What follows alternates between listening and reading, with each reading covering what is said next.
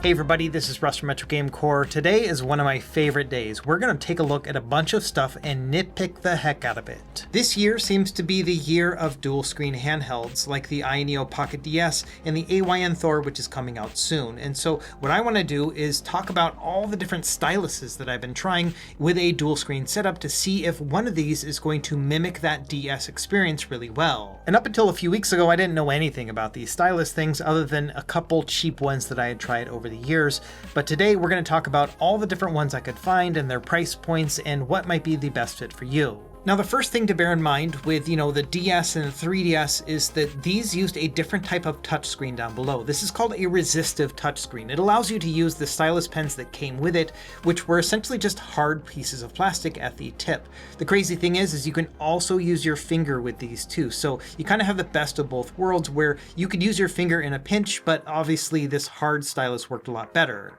And the experience with an old school DS or 3DS is pretty cool. Like, this is a very accurate input and it has very minimal input latency. Now, today's touchscreens, like you would find in a modern smartphone or one of these more updated devices, these are called capacitive touchscreens. And this is good and bad in many ways. Number one is that you have like multi-point touching, you can pinch and zoom, whereas you couldn't do that on the original DS. However, these really nice and accurate styluses do not work at all. This is a different type of technology. And so let's talk about the different types of styluses that we can use on a modern handheld.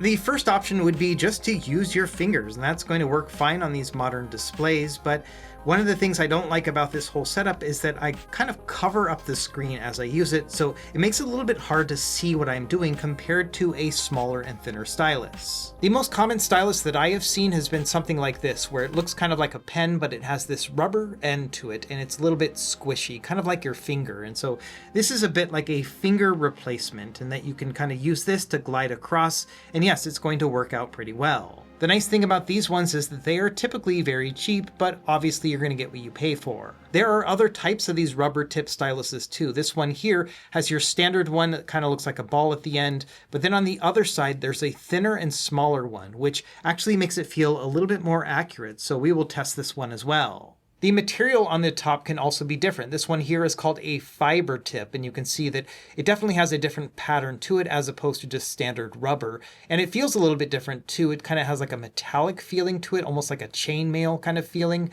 And it also is a little bit grittier too. Another type of tip is called a disc tip. So this one's kind of unique looking. This is made more for drawing and painting applications, but it can still work for gaming too. And then finally, we also have active stylus pens. So these have a more hard rubber tip to them, but they will connect to your device via Bluetooth, and this will also work fairly well. So we're going to test all of these different types, but I wanted to give you a quick primer as I reference each of them throughout the rest of this video. Now, before we even start talking about the overall feel of each of these styluses and whether or not they are accurate, I did want to point out that latency is going to be a pretty big issue when it comes to emulation writ large, both for DS and 3DS. It's not going to feel as snappy as original hardware. For this example, we're going to use Legend of Zelda Phantom Hourglass on the original DS. Now, with this one, you have, one of your little fairies that you move around, and as you move the fairy, then Link will follow you. And you can see that there is a delay as I move the pen around. You can then see the fairy kind of follow suit. Now, on original hardware, there's hardly any delay whatsoever. It really feels like you are guiding the fairy as opposed to it lagging behind you.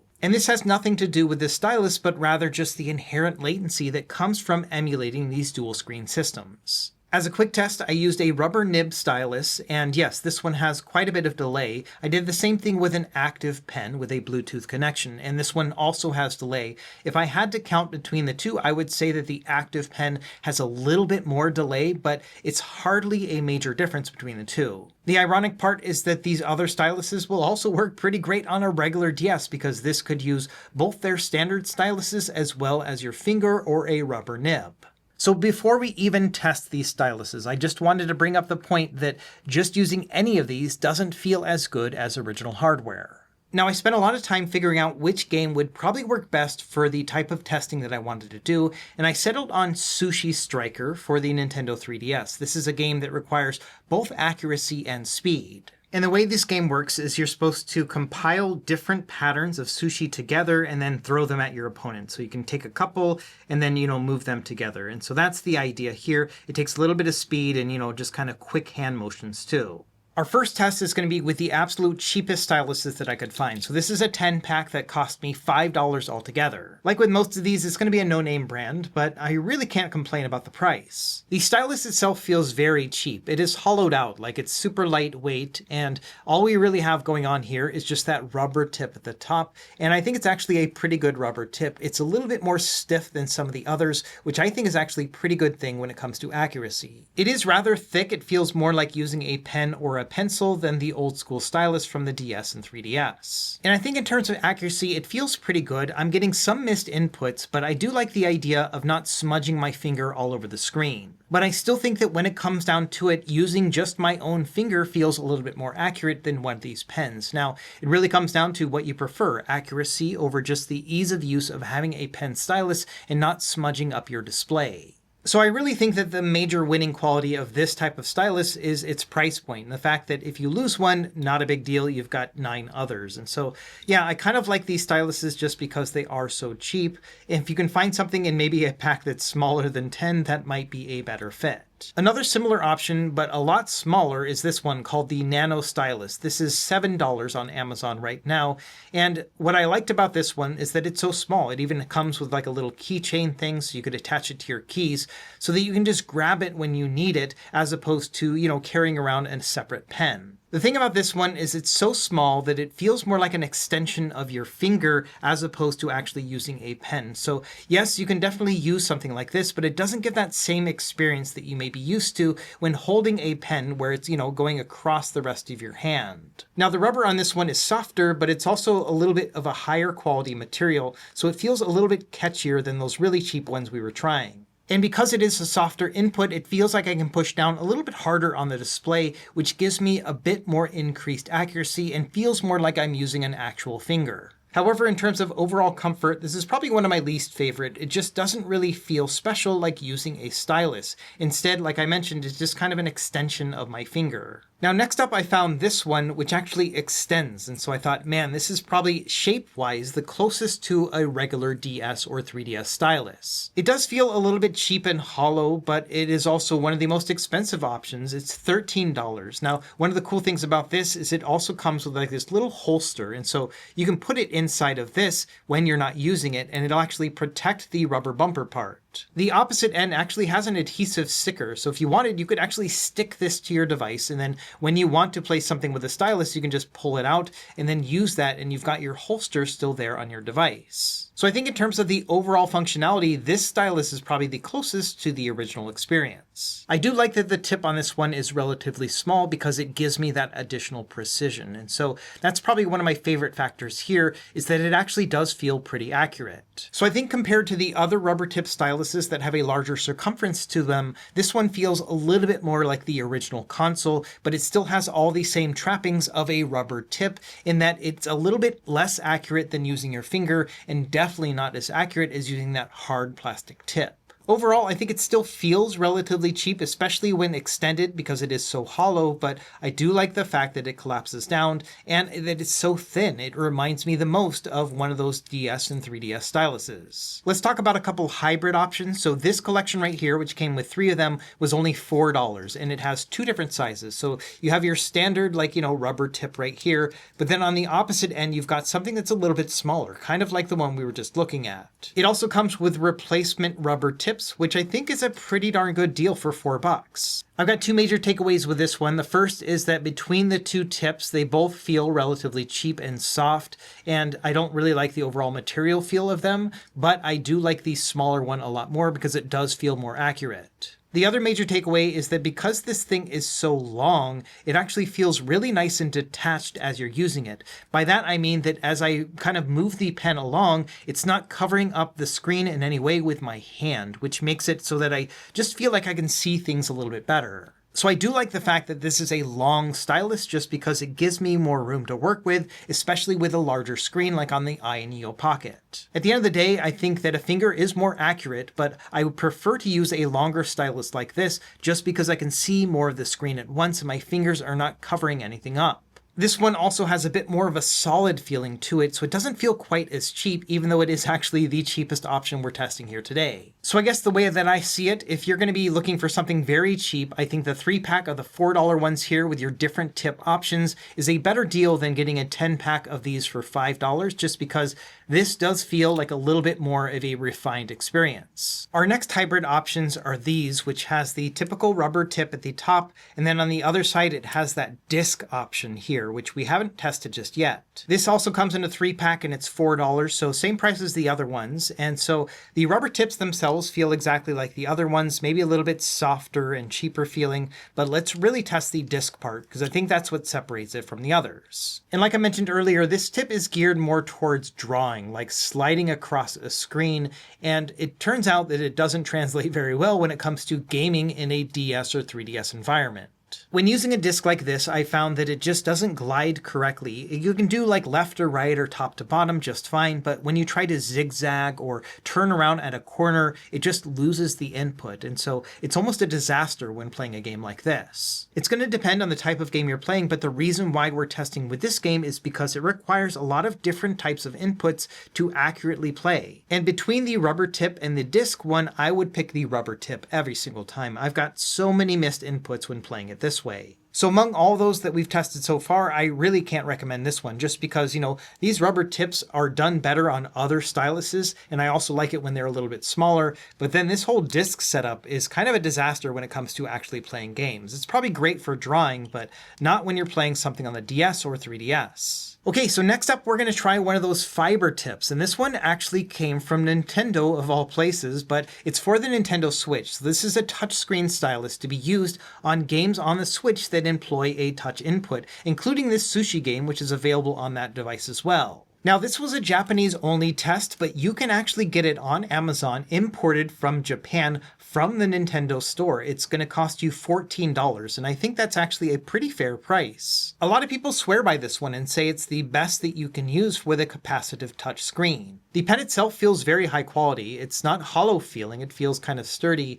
but then also it's not too thick, it's not too thin, and it also has this little plastic thing here on the back which prevents it from rolling around too much on a table. At the top we've got this metal band and then the fiber tip itself, which like I mentioned kind of has a metallic and gritty feeling to it.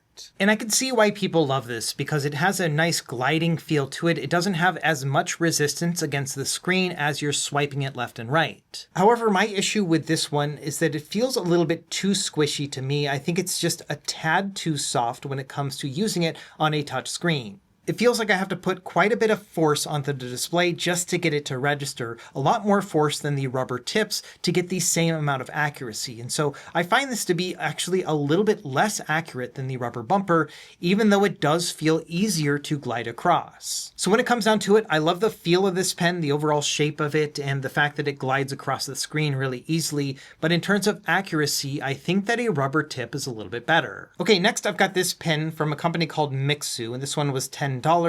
And this one also has that fiber tip to it, but it is a little bit stiffer. And so for that reason, I think it's actually a better fit than the Nintendo one. This one is thicker than the Nintendo one. It feels more like a pen. It's also heavier. It's kind of about the same weight as a pen. And also, if you unscrew on one side, it has that disc attachment here on the top. Like I mentioned, this doesn't really work well for the game, so we're really going to focus on that fiber tip instead. The packaging also comes with an additional fiber tip and then 2 more additional disc ones. And to me, this one feels like the best of both worlds because I've got a stiffer tip at the end of it, but it also glides really nicely like the Nintendo one does. And so it feels like it has the same accuracy of a rubber tip stylus, but then also has that same ease of use as one from Nintendo. So if I had to pick one passive stylus to use, I think it'd be this one. I like the feeling of this tip altogether. It's got that, same kind of gritty feeling to it, which glides really nicely across the screen, but it's also not quite as squishy as the Nintendo one, which means that it feels more accurate. It feels more like a rubber tip stylus. Ideally, I would like this sort of form factor from Nintendo. This one just feels a little bit better in the hand,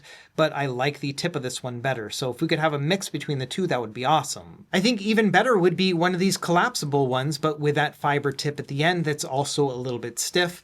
I love the idea of being able to attach this to my device and then pulling it out when I need to, as opposed to walking around with an additional stylus just in case I'm going to play a specific game. Now let's talk about active pens. I've only got two to choose from here. Now this one I've had for years. This one is for the Microsoft Surface Duo, and unfortunately it doesn't work with the iNeo Pocket DS. So compatibility is an issue, especially with these higher end pens where they are made specifically for certain types of devices. And this one will work with Windows as well as the Surface Duo Android devices, but I think that's about it because I could not get it to work on any of my others. Instead, you're going to want to look for something like this, which is like just a generic Bluetooth pen. These are usually made for the iPad, but they will often work with Android as well. And these are pretty cheap. They're about $10 each. You can see it has a USB-C port for charging. It does come with a charging cable and a couple of these additional hard plastic tips as well, because these will wear down over time. And the way this works is that you don't actually pair it to the device itself. You just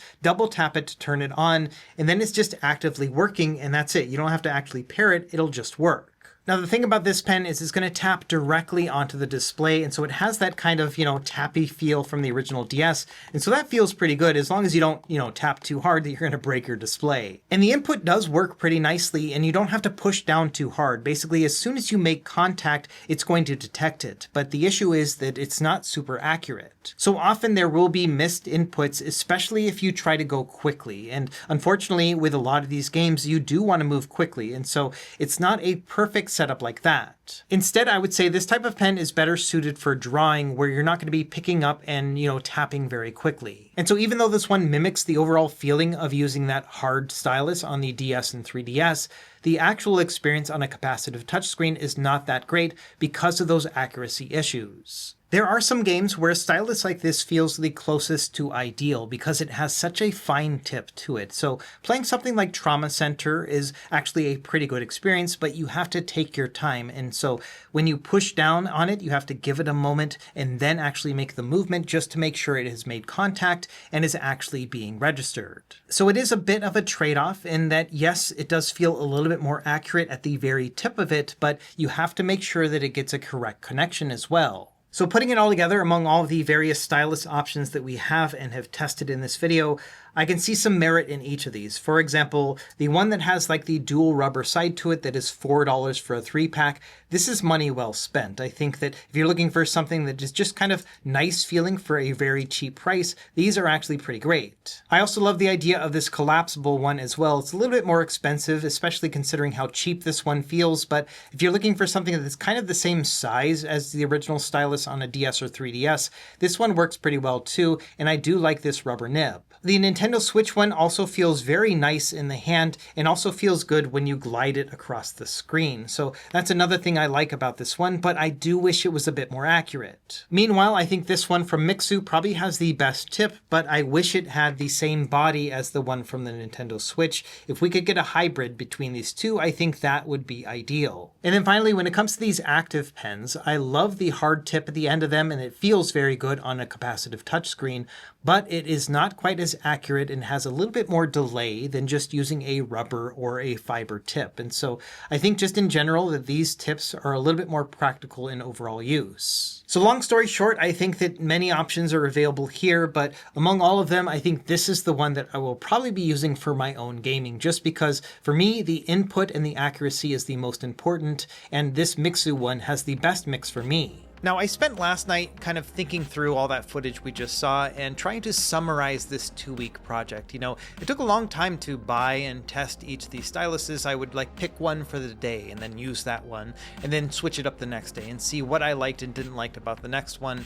And yes, I did come to the conclusion that the Mixu one is my favorite among all of them, but the entire situation and just experience overall still isn't all that great. The whole reason I started this channel is because of that magical feeling I will get sometimes when I emulate an old console, and it feels like the old thing, but a little bit better because we got a better screen or it's portable, all those aspects that make this channel work. And I will say that when it comes to this whole stylus project, none of them gave me that same magic as just using one of the old styluses on original hardware. Now, most of this is not the fault of the stylus, but really a combination of the technology and then also just the inherent latency that comes in emulation. And so I just don't think that any of these are really capturing that magic just yet. So when it comes down to it, do I recommend any of these styluses? Not really, but then also they're relatively cheap, and so it might be worth spending $5 or $10 to figure out if you have that same tolerance and magic level that I do. When it comes down to it, for me, I'll probably just continue to use my finger when I need to in a pinch, but if I'm really going to be playing a touchscreen style game, I will probably just play it on original hardware. Let me know what you think in the comments down below. Have you tried out these styluses, and which ones are your favorite? And do you have any recommendations beyond what I showed off in this video that might get us a little bit closer to that magic realm? I kind of hate ending videos like this where I just say, you know, things kind of suck all over when it comes to stylus emulation on modern hardware, but that's where we are, and at least we spent 20 minutes figuring out the why of it. So as always, thank you for watching. Be sure to like and subscribe if you found this helpful, and we will see you next time. Happy gaming.